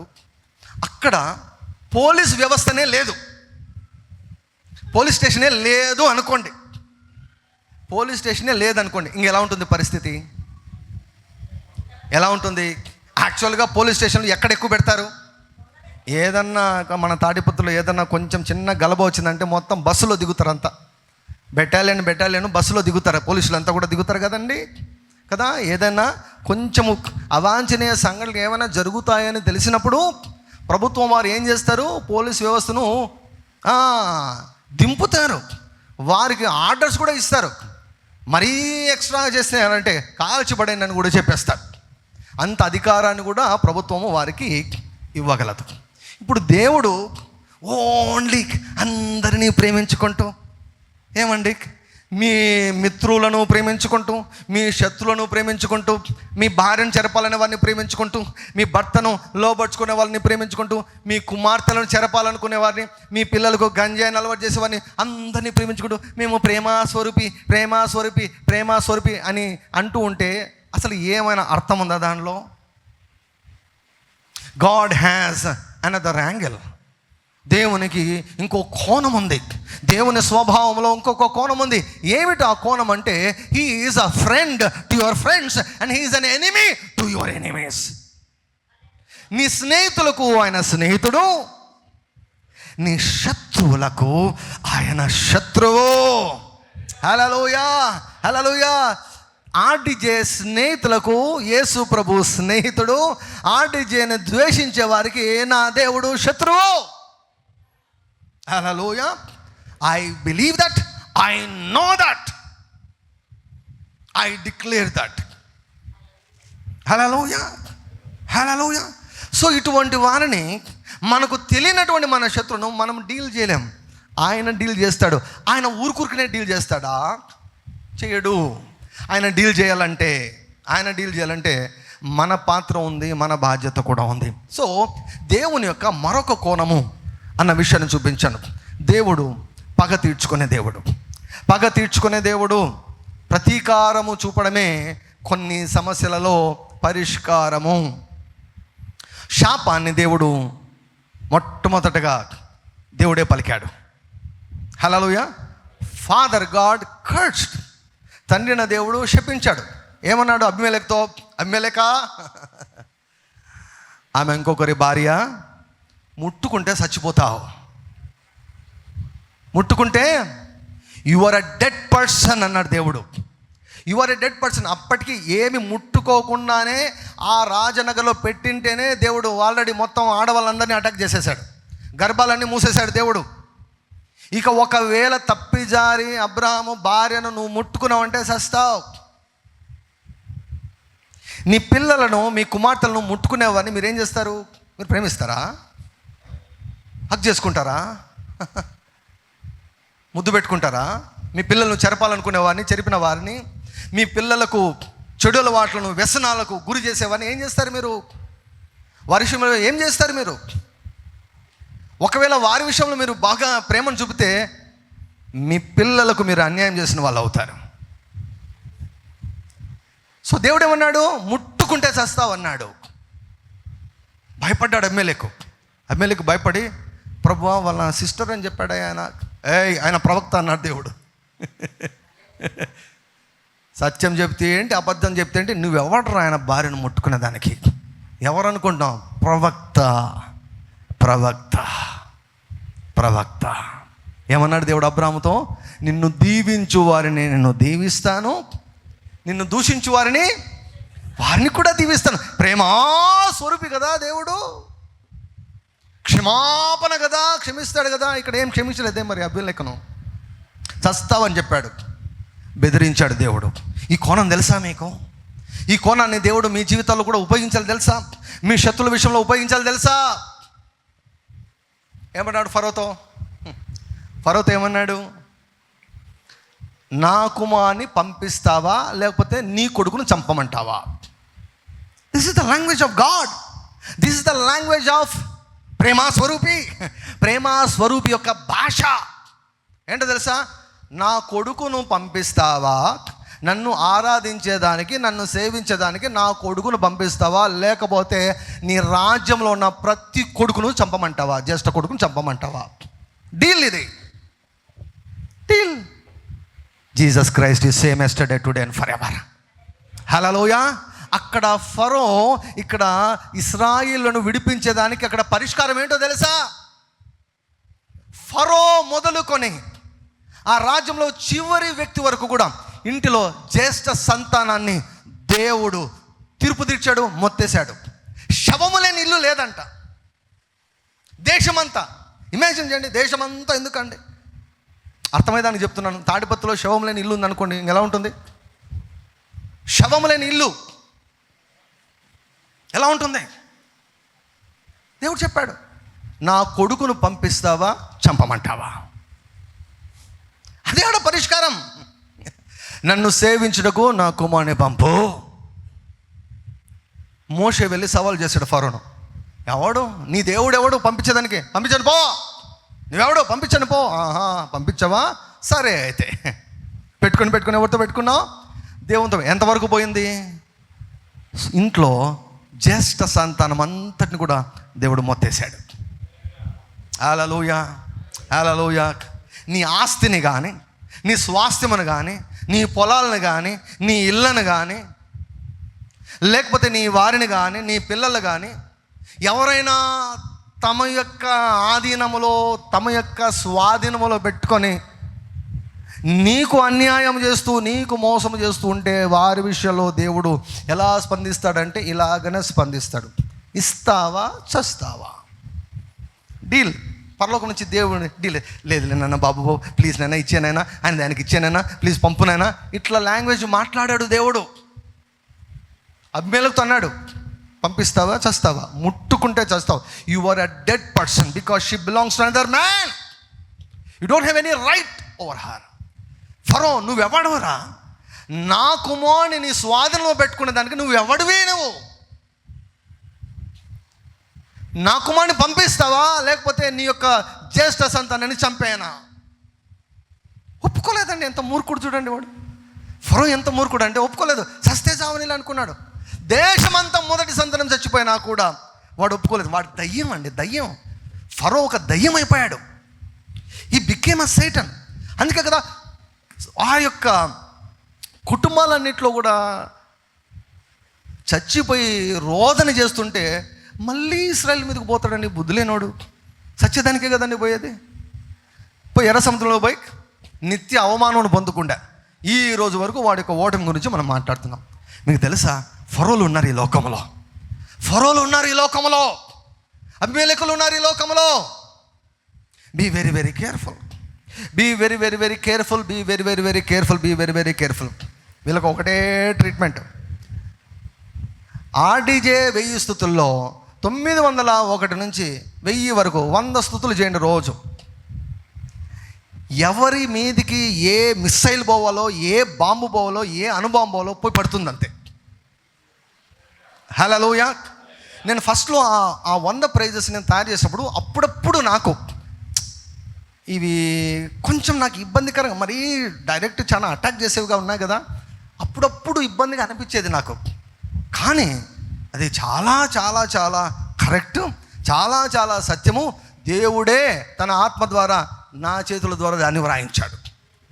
దేవుని వాక్యం అండి, అది నా సొంత మాటలు కాదు, దేవుని యొక్క వాక్యం. కాబట్టి మీకు తెలియని అదృశ్యమైనటువంటి మీ శత్రుల తల మీదికి దేవుని యొక్క తీర్పులు దిగుతాయి. ఆ 100 ప్రైజెస్ చేయండి. ఎవరైనా మనుషుల మీతో పోరాడుతుంటే 100 ప్రైజెస్ చేయండి. ఆ 100 ప్రైజెస్ చేయండి. 100 ప్రైజెస్ చేయండి. ఎవరికి ఎక్కడ ఏది చేయాలో దేవుడు చేసుకుంటాడు. హల్లెలూయా.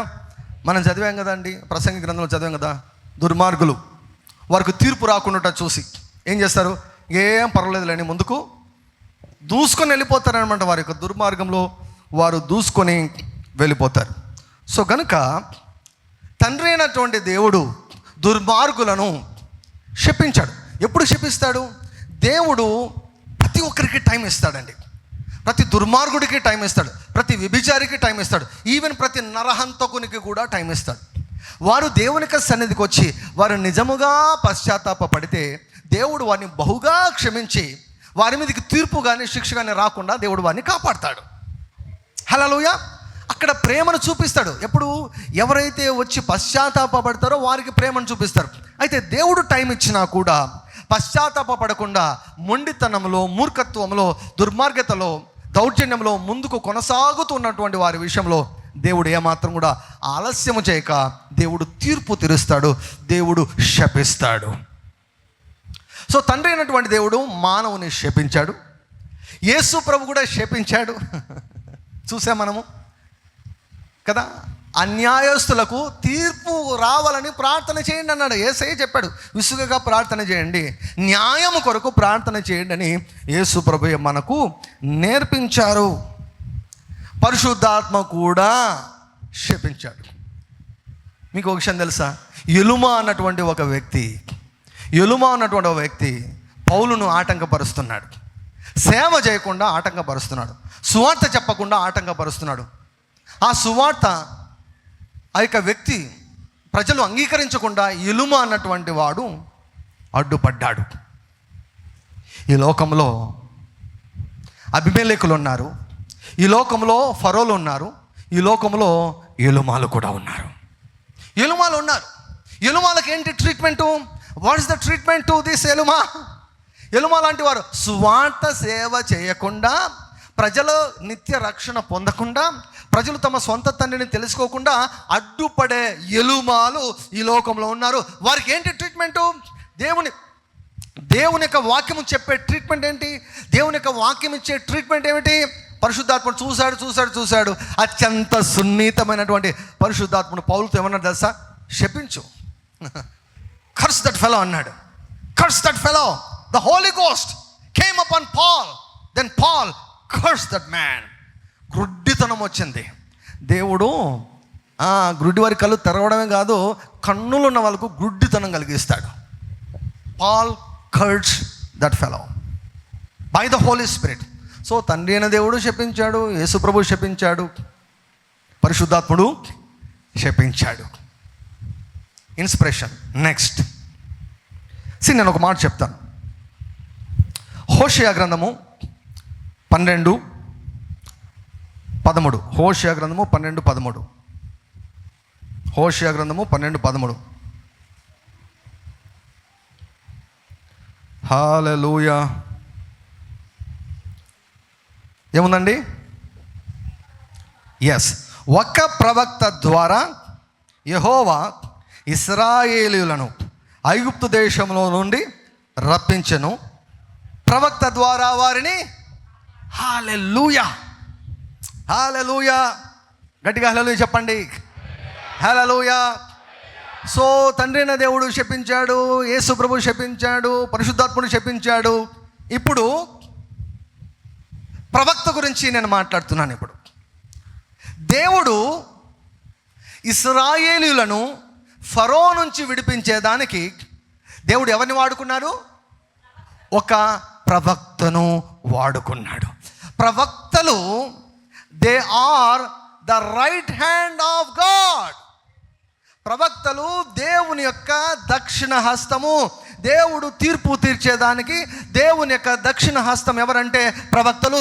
ప్రాఫెట్స్ are the right hand of God. మోషే తీర్పులు పలికినప్పుడు దేవుడు ఐగుప్తు దేశానికి, ఫరోకు, అతని ఉద్యోగస్తులకు, ఆ ఐగుప్తు దేశాన్ని ఏలుతున్నటువంటి దేవతలకు మోషే పలుకగా తీర్పు తీర్చాడు. హల్లెలూయా. దేవుడు ఒక ప్రవక్త ద్వారా ఇశ్రాయేలును రక్షించాడు. ఇశ్రాయేలును భద్రపరిచేదానికి కూడా దేవుడు ఎవరిని వాడుకున్నాడు? ప్రవక్తను వాడుకున్నాడు. హల్లెలూయా.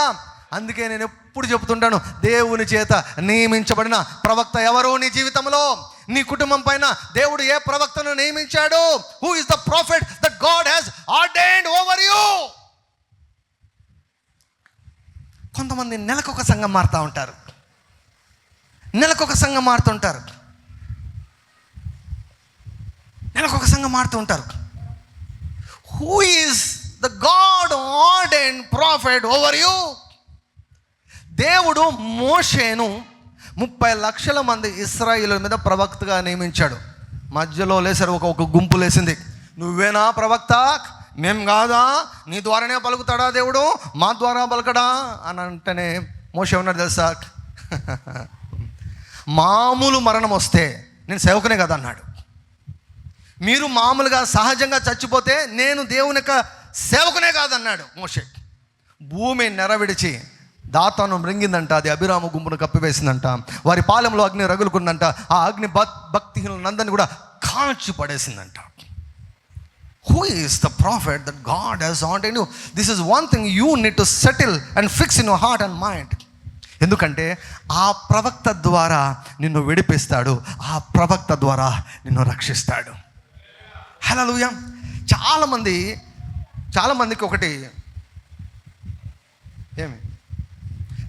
ఒకటి అలవాటు అయిపోయింది. ఏంటో తెలుసా? రావడం ప్రార్థన చేయండి, రావడం ప్రార్థన చేయండి. ఎవరన్నా బైబిల్లో 4 సువార్తలో యేసు ప్రభు దగ్గరకు వచ్చి ప్రార్థన చేయమన్నారా? ఏమండి? ప్రార్థన నేర్పించమన్నారు. కాకపోతే ఏమన్నారు? ఏమడిగారు? బాగు చేయమన్నారు, స్వస్థపరచమన్నారు, చూపు కావాలన్నారు, ప్రార్థించమని అడగల. కొంతమంది ఊరికొచ్చి అదొక తృప్తి అనమాట.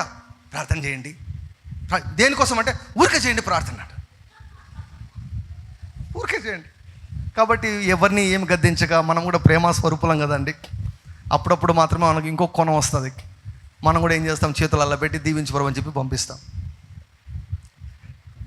యేసు ప్రభు దగ్గరికి దీవెనను అడిగేదానికి వచ్చారు, చెయ్యి పెట్టి దీవించమని అడిగారు.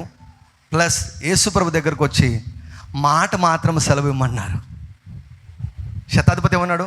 అయ్యా ఒక్క మాట పలకయ్యా, ఒక్క మాట నువ్వు పలికితే అవుతుంది. నీ జీవితంలో నీ పైన, నీ కుటుంబం పైన దేవుని చేత నియమించబడినటువంటి ప్రవక్త పలికాడు అంటే జరుగుతుంది. పలికాడు అంటే జరుగుతుంది. ఎవరు పలికినా కూడా జరుగుతుందో నాకు తెలియదు, కానీ దేవుడు ఒక ప్రవక్తను నీ మీద నియమించాడు అనుకోండి, ఆ ప్రవక్త చెబితే మాత్రం ఖచ్చితంగా జరిగి తీరుతుందండి. హల్లెలూయా. ప్రవక్త ద్వారా విడిపిస్తాడు, ప్రవక్త ద్వారా భద్రపరుస్తాడు. ఒక ప్రవక్త ద్వారా యెహోవా ఇశ్రాయేలును ఐగుప్తు దేశం నుండి రప్పించును, ప్రవక్త ద్వారా వారిని కాపాడును. కాబట్టి మిమ్ములను, మీ పిల్లలను, మీ యవన పిల్లలను, కుమారులను, కుమార్తెలను ఇటువంటి దుర్మార్గులైనటువంటి అబిమెలెకుల నుంచి, ఫరోల నుంచి, ఏమండి వీరి నుంచి రక్షించేదానికి దేవుడు ఎవరిని వాడుకుంటాడు తెలుసా? నన్ను వాడుకుంటాడు, మమ్మల్ని వాడుకుంటాడు. హల్లెలూయా. ఒక మాటను మీ కుటుంబం మీద పలికినప్పుడు దేవుడు ఆ మాటను వాడుకొని మిమ్ములను, మీ పిల్లలను భద్రపరుస్తాడు దేవుడు. హల్లెలూయా. ఒక ప్రవక్త ద్వారా ఇశ్రాయేలును రక్షించాడు, ప్రవక్త ద్వారా వారిని భద్రపరిచాడు, వారిని కాపాడాడు. Glory to God. హల్లెలూయా, హల్లెలూయా, హల్లెలూయా. 74వ కీర్తన, 74వ కీర్తన. Thank you Lord Jesus, thank you Lord sir. 74వ కీర్తన. లియరమరెమలందూరకుల షకరబరబరబరబ రేములందరకల మషూర మహత్తరగరబ. Thank you Lord Jesus.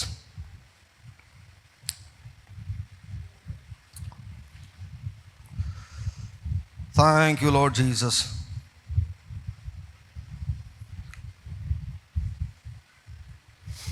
ఆ 74వ కీర్తన 7వ వచనం నుంచి చదువుతాను. 7వ వచనం నుంచి 7 నుంచి 9 వరకు. 7 నుంచి 9 వరకు. 74వ కీర్తన 7 నుంచి 9. నీ పరిశుద్ధ స్థలమునకు అగ్ని ముట్టించుదురు, నీ నామ మందిరమును నేల పడగొట్టి అపవిత్ర పరచుదురు.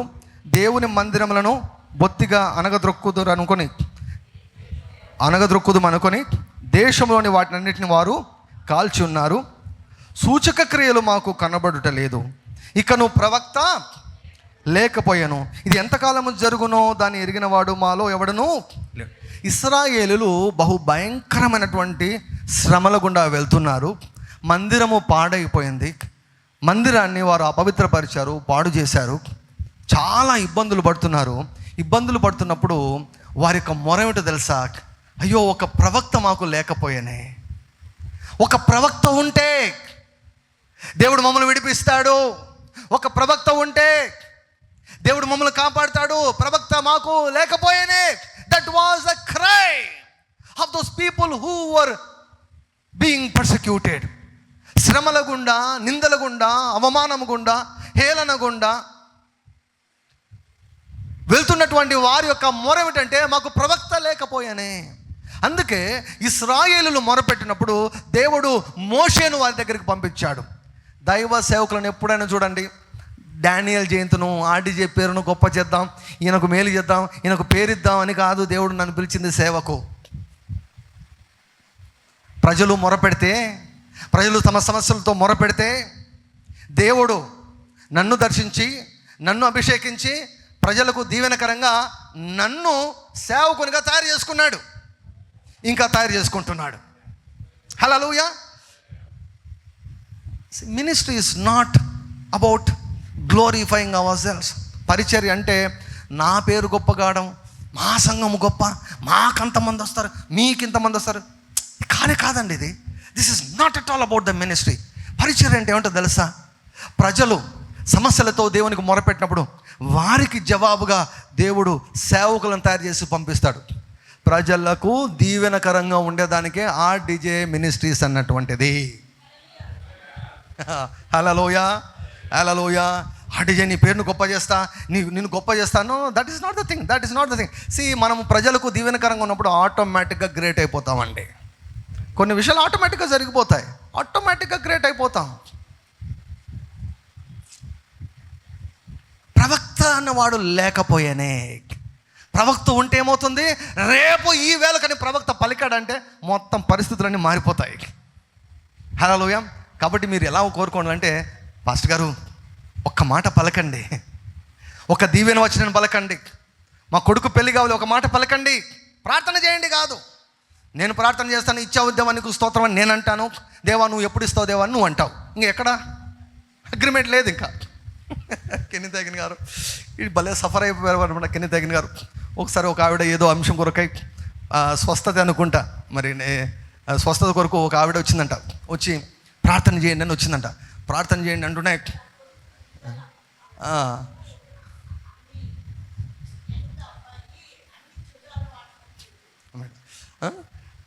చాలా సందర్భాలు ఉన్నాయి madam. There many occasions. So he prayed, ప్రార్థన చేసి దేవా నువ్వు అద్భుతం చేసావు దేవా నీకు స్తోత్రం అని చెప్పాడంట.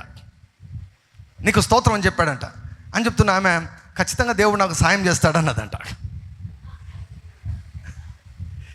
నువ్వు ఇచ్చినావు ప్రభువా, నువ్వు చేసినావు ప్రభు అని కింద తగిన గారంటే ఇంకా చేయలేదు, చేస్తాడంటే వెంటనే కింద గారు you spoil all my prayer అన్నాడంట. నా ప్రార్థన అంతా చెడగొట్టేసావు అనమాట. చాలాసార్లు జరిగేది ఇదే, చాలాసార్లు జరిగేది. అసలు ఎంతమంది తెలుసా అండి, 100లో 80 మంది, 100 మందిలో 80 మంది నా దగ్గరికి వచ్చేవాళ్ళు. ఒక తలనొప్పి సార్ ప్రార్థన చేయండి సార్ అంటారు. ప్రార్థన చేసి ఆమె అన్న తర్వాత మళ్ళా తలనొప్పి గురించి మాట్లాడతారు. నాకు క్లినిక్లో కూడా ఇదే ప్రాబ్లం. ఫస్ట్ వింటాను, ఏమమ్మా చెప్పమ్మా మీ సమస్య చెప్పటమ్మా అంటాం. అంతా చెబుతారు, ఓర్పుగా వింటాం, చెప్పేదంతా వింటాను. విన్న తర్వాత చూస్తాను, మందులు రాస్తాను. మందులు రాసిన తర్వాత కూడా సార్ నాకు తలనొప్పి ఎట్లా ఉందంటే, అమ్మా అట్లా చేస్తేనే తృప్తి, అట్లా చేస్తేనే తృప్తి అనమాట. మనకు అలా అలవాటు అయిపోయింది మనకు. అలా ప్రార్థనలో చాలా పొరపాట్లు జరుగుతుంటాయి. అవిశ్వాసం ఎంటర్ అయిపోయి ప్రార్థన అంతా ఊరికే టైం వేస్ట్ కార్యక్రమాలు ఉంటాయి. అందుకే ఏం చెప్పాలంటే, పాస్టర్ గారు ఈ సమస్య ఉంది, ఒక్క వాగ్దానం విడుదల చేయండి, ఒక వాక్యం విడుదల చేయండి, ఒక మాట పలకండి. ఎందుకంటే దేవుడు మిమ్మల్ని మా జీవితంకి మా కుటుంబానికి ఒక ప్రవక్తగా నియమించాడు. హల్లెలూయా, హల్లెలూయా. ఒక ప్రవక్త ద్వారా ఇశ్రాయేలును దేవుడు విడిపించాడు. ఒక ప్రవక్త ద్వారా ఇశ్రాయేలును భద్రపరిచాడు. ఒక ప్రవక్త ద్వారా మిమ్మల్ని భద్రపరుస్తాడు, మీ పిల్లలను భద్రపరుస్తాడు. లోకంలో అందరూ నాశనం కావచ్చేమో కానీ మీ పిల్లలు మాత్రం నాశనం కారు. మీ పిల్లలు మాత్రం చెడిపోరు. మీ పిల్లల్ని ఎవడైనా ముట్టుకోలేడు. ముట్టుకుంటే చస్తాడు, ముట్టుకోవాలనుకుంటేనే చేస్తాడు. ముట్టుకున్నాకలా కాదు, ముట్టుకోవాలనుకుంటేనే చేస్తాడు. హల్లెలూయా. As a prophet, I am speaking this declaration over your life. మీ జీవితాలపైన, మీ పిల్లల జీవితాలపైన, మన పిల్లల జీవితాలపైన నేను పలుకుతున్నాను ఈ మాటలు. హల్లెలూయా. మీకు ఒక విషయం తెలుసా, దేవుని యొక్క ప్రతీకార స్వభావమే మనకు చాలాసార్లు భద్రత. It is our protection.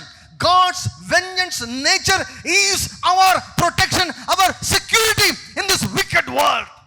దుర్మార్గమైనటువంటి ప్రపంచంలో, దుర్మార్గుల చేత నిండిపోయినటువంటి యొక్క లోకంలో దేవుని యొక్క ప్రతీకార స్వభావమే మన భద్రత, మన కుటుంబాల భద్రత, మన సంఘాల భద్రత, మన పిల్లల భద్రత. దాని కొరకు దేవుని యొక్క ప్రవక్తలు కావాలి. హల్లెలూయా. అందుకే ఇర్మియాతో అన్నాడు కదా, ఇర్మియా 1:8 అంటాడు, ఇర్మియా తల్లి గర్భంలో ఉండగానే నేను నిన్ను ప్రతిష్ఠించాను, ప్రవక్తగా నేను నిన్ను నియమించాను. చదువుదామా ఇర్మియా గ్రంథము 1వ అధ్యాయము. Thank you Lord Jesus. హల్లెలూయా. ఇర్మియా గ్రంథం 1వ అధ్యాయం 4వ వచనం నుంచి, యెహోవా వాక్కు నాకు ప్రత్యక్షమై ఇలాగ సెలవిచ్చెను, గర్భంలో నేను నిన్ను రూపింపక మునిపే నిన్ను ఎరుగుతిని, నీవు గర్భం నుండి బయలుపడక మునిపే నేను నిన్ను ప్రతిష్ఠించితిని, జనములకు చెప్పండి ప్రవక్తగా. హోషేయ 2వ అధ్యాయంలో ఏముందండి? ఒక ప్రవక్త ద్వారా ఇశ్రాయేలును రక్షించాడు, ఒక ప్రవక్త ద్వారా ఇశ్రాయేలును భద్రపరిచాడు, ప్రిజర్వ్ చేశాడు, ప్రొటెక్ట్ చేశాడు. ప్రవక్త లేడు అని ఇశ్రాయేలు మొత్తుకున్నారు కీర్తనల భాగంలో. ఇక్కడ ఇర్మియాను దేవుడు ఏమిగా నియమించాడు? ప్రవక్తగా నియమించాడు. ఎందుకు? చూడండి, అందుకు ప్రభువు యెహోవా చిత్తగించుము, నేను బాలుడనే, మాటలాటుకు నాకు శక్తి చాలదని నేననగా యెహోవా నాకు ఇలాగ సెలవిచ్చును, నేను బాలుడనవద్దు, నేను నిన్ను పంపు వారందరి యొద్దకు నీవు పోవలను, నీకు ఆజ్ఞాపించిన సంగతులన్నీ చెప్పవలను, వారికి భయపడకము, నిన్ను విడిపించుటకు నేను నీకు తోడై ఉన్నాను. ఇదే యెహోవా వాక్కు. అప్పుడు 9, అప్పుడు యెహోవా చెయ్యి చాపి నా నోరు ముట్టి ఇలాగ సెలవిచ్చును, ఇదిగో నేను నీ నోట నా మాటలు ఉంచి ఉన్నాను, పెళ్ళగించుటకు, విరగొట్టుటకు, నశింపజేయుటకు, పడద్రోయుటకు, కట్టుటకు, నాటుటకు నేను ఈ దినమున జనముల మీదను రాజ్యముల మీదను నిన్ను నియమించున్నాను. హల్లెలూయా. మనకు తెలియనటువంటి మంత్రగాళ్ళకు ట్రీట్మెంట్ ఏమిటంటే ప్రవక్తల మాటలు. హల్లెలూయా. దైవజనుల యొక్క మాటలు. ఇలా ఆరాధనకు మనం వచ్చినప్పుడు, ఉదయకాలం బలిపీఠం దగ్గర మనం కలుసుకున్నప్పుడు, రాత్రి సమయంలో బలిపీఠం దగ్గర మనం కలుసుకున్నప్పుడు మనం పలికే మాటలు, నేను పలికే మాటలు ఏం చేస్తాయంటే మిమ్మల్ని భద్రపరుస్తాయి. హల్లెలూయా. తెల్లగిస్తూ ఉంటాం, పడద్రోస్తూ ఉంటాం, నశింపచేస్తూ ఉంటాం, విరగొడుతూ ఉంటాం, కడుతుంటాం, నాటుతూ ఉంటాం. వ్యవసాయం అండి ఇది. వ్యవసాయం అండి. మన జీవితాల్లో కానీ మన పిల్లల జీవితాల్లో కానీ కలుపు మొక్కలు ఉండకూడదండి. కలుపు మొక్కలు ఉండకూడదు. కలుపు మొక్కలు ఉండకూడదు. కలుపు మొక్కలు ఉండకూడదు.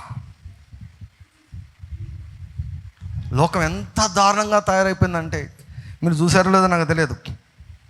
బైక్లో పోతున్నారంట, భార్యాభర్తలు ఇద్దరు బైక్లో పోతున్నారంట. బైక్లో పోతుంటే అండి బ్రిడ్జ్ మీద భలే ఉంటుంది సీను, ఫోటో దిగుదాం, నువ్వు అక్కడ నిలబడి ఫోటో తీస్తానందంట భార్య.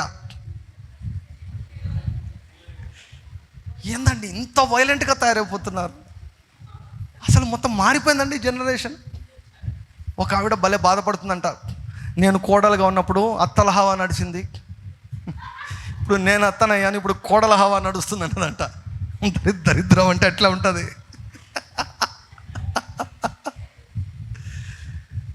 ఫోటో తీస్తా అని చేసి తోసేసిందంట నీళ్ళలోకి. దేవుని దయ వల్ల వాడు బతికి పట్టగట్టాడు. కొట్టుకొని అక్కడ గుట్ట ఉంటాడు, ఆగాడు. ఆమెమో నా భర్త పడిపోయాడు అని కొట్టుకుంటే అక్కడి నుంచి మొత్తుకుంటానే, నమ్మద్దు దాని మాటలు నమ్మద్దు, నన్ను తోసేసింది చంపాలని.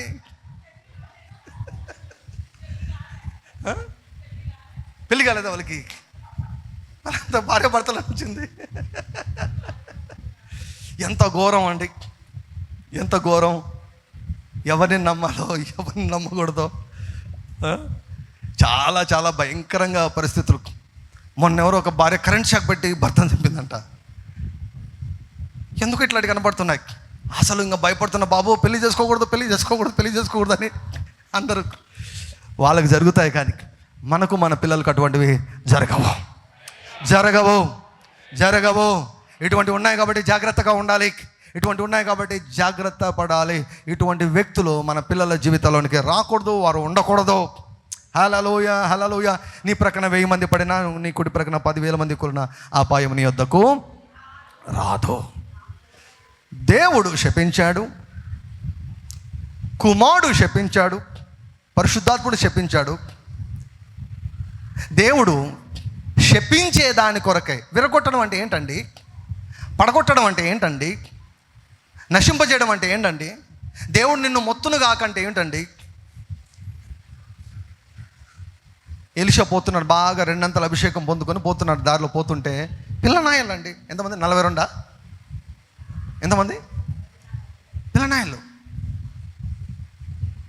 బట్టతలోడా అని, వెంట్రుకలు లేవని ఎగతాళి చేశారు. ఎవరిని?